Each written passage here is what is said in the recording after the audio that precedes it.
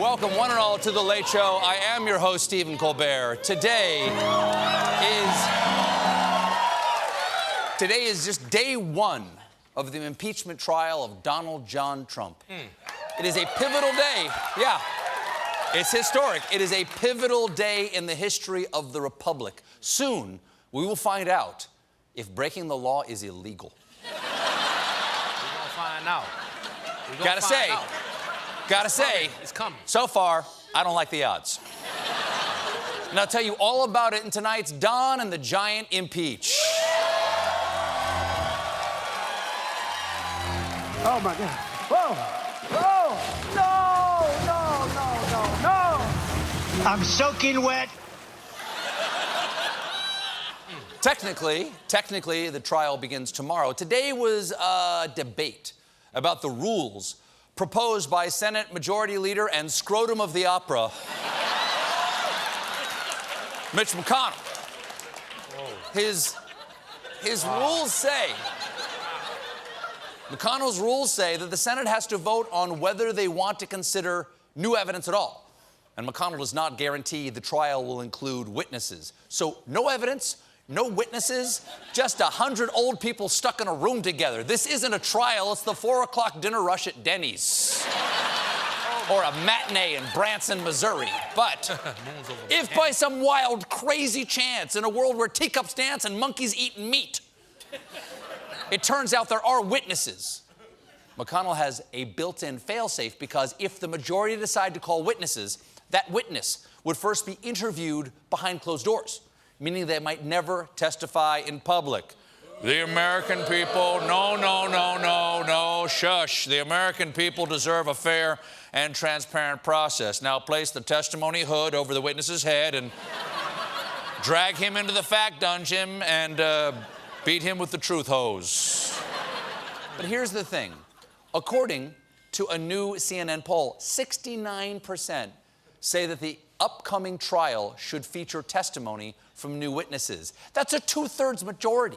But then again, if we did what the majority of Americans want, Hillary would be president and we'd have Malamars all year round. Refrigerate the trucks. We have the technology. If we can have moon pies, we can have Malamars. Now, the same poll found that 51% of Americans say the Senate should remove Trump from office. Oh no, my old nemesis, majorities. Even worse than my other nemesis, minorities. Now, once arguments got underway, House Impeachment Manager Adam Schiff laid out exactly why McConnell's rules for the trial are nothing like the Clinton impeachment. All of the documents in the Clinton trial were turned over prior to the trial. All 90,000 pages of them, so they could be used in the House's case. None of the documents have been turned over by the president in this case. And under Leader McConnell's proposal, none may ever be. If the House cannot call witnesses or introduce documents and evidence, it's not a fair trial. It's not really a trial at all. Now, who knows if his argument's going to make any difference in the long run, but it just feels good for someone to stand up and name the lie we can all plainly see. It's like the little boy yelling, "The emperor has no clothes!" Oh, God, make him put clothes back on. My eyes. Wipe away my eyes. Oh, my goodness. Now, Schiff pointed out that setting politics aside, we all know what real justice looks like. Ask yourselves, how would you structure the trial if you didn't know what your party was? And you didn't know what the party of the president was? And while we're on hypotheticals, ask yourself if you'd rather see Trump dragged out of office by one horse-sized duck or 100 duck-sized horses. Now, Schiff disputed the Republican line that they're just following the process laid out during the Clinton impeachment, and reminded the Senate why they had to be so careful about talking about that case. The testimony in the Clinton trial involved decorum issues that are not present here. You may rest assured, whatever else the case may be, such issues will not be present here. Yes, there were a lot of issues in the Clinton trial with decorum. Bill Clinton could not keep taking his decorum where it didn't belong. Tough word. Gotta be careful. angularity. That was hard to say. That was hard to say and not get it bleeped on CBS. Very difficult. Then, TV lawyer Jay Sekulow got up to rebut on behalf of the president and really raised more questions than he answered. What are we dealing with here? Why are we here? Why are we here? What's love got to do with it? Do you know where you're going to? Do you like the things that life is showing you? What's the buzz? Tell me what's happening. Where are the clowns? There ought to be clowns. In summation, war. Good God, y'all. What is it good for? The defense rests. Thank you. Thank you. Thank you.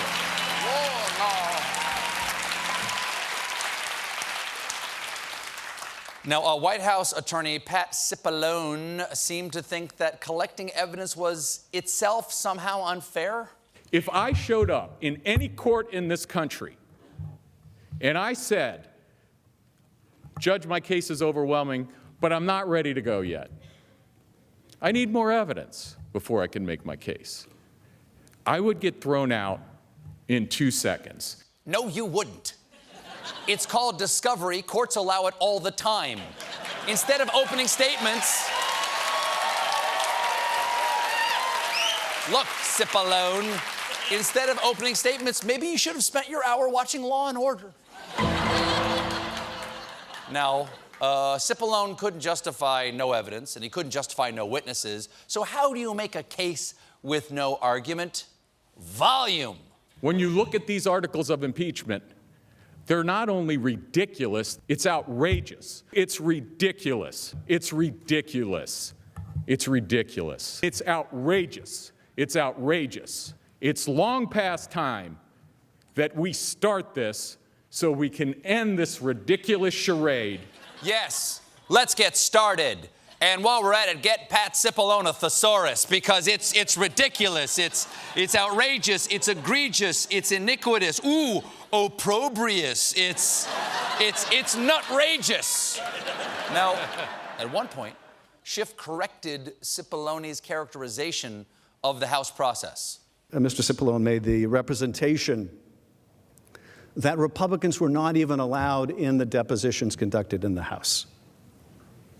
Now, I'm not going to suggest to you that Mr. Cipollone would deliberately make a false statement. I will leave it to Mr. Cipollone to make those allegations against others.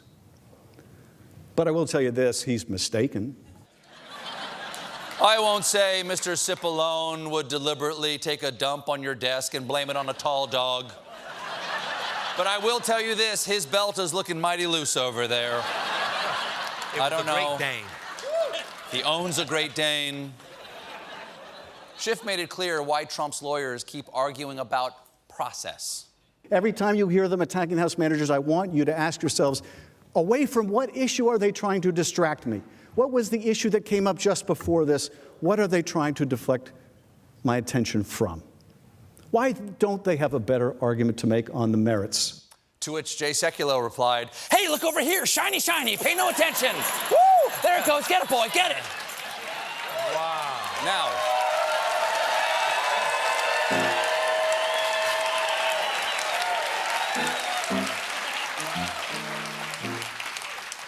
Now, apart from McConnell's nutrageous rules, there's the Senate rules, which are pretty strict when it comes to how the senators have to behave. For instance, they'll be forced to surrender their phones and sit in their chairs silently for the duration. They also won't even be allowed to talk at length to people nearby or walk on certain areas of the Senate floor. Hear ye, be it known, the following areas of the Senate floor are lava.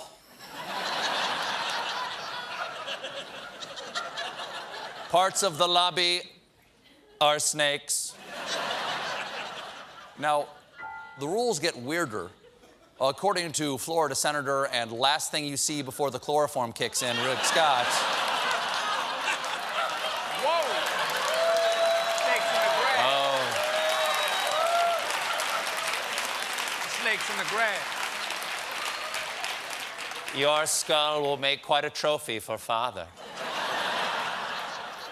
Now, totally believable. Scott told a reporter that senators can only drink water or milk.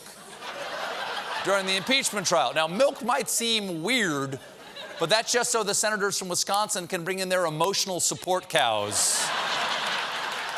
Now, the president himself missed the impeachment kickoff because he's at the World Economic Forum in Davos, because nothing screams innocence like being put on trial and immediately fleeing to Switzerland. We did, though, in America, we did hear from the man without whom this impeachment wouldn't be possible. Trump personal lawyer and penguin father abandoning his chicks to the seals, Rudy Giuliani. Last night, Giuliani went on TV to complain about how he doesn't get a fair shake from TV. They don't investigate Democrats. They are afraid. I'm going to devote a lot of my time this year exposing the double standard on my own podcast. Yes. Stay tuned for the premiere of Rudy's podcast, This American Lowlife. Now, I'll listen. Now, Giuliani, one of the most disturbing things about this entire story is Giuliani has been accused of stalking U.S. Ambassador to Ukraine, Marie Yovanovitch, but he denied it. You directed the surveillance of a sitting U.S. ambassador, Marie Yovanovitch, No, I did not. Ukraine. No, I can definitely tell you I didn't. In fact, she directed the surveillance of me, which nobody's investigating. Marie Yovanovitch spied on me. Also, she's the one who keeps locking herself out of her apartment, climbing in through the window, and sleeping on a pile of dirty suits. She's the one who goes into the steam room. She's the one. Yovanovitch is the one who goes into the sauna and accidentally sits down on her own testicles and has to gather them up in a satchel just to put on her own pants. We got a great show for you tonight. Patrick Stewart is here. But when we return,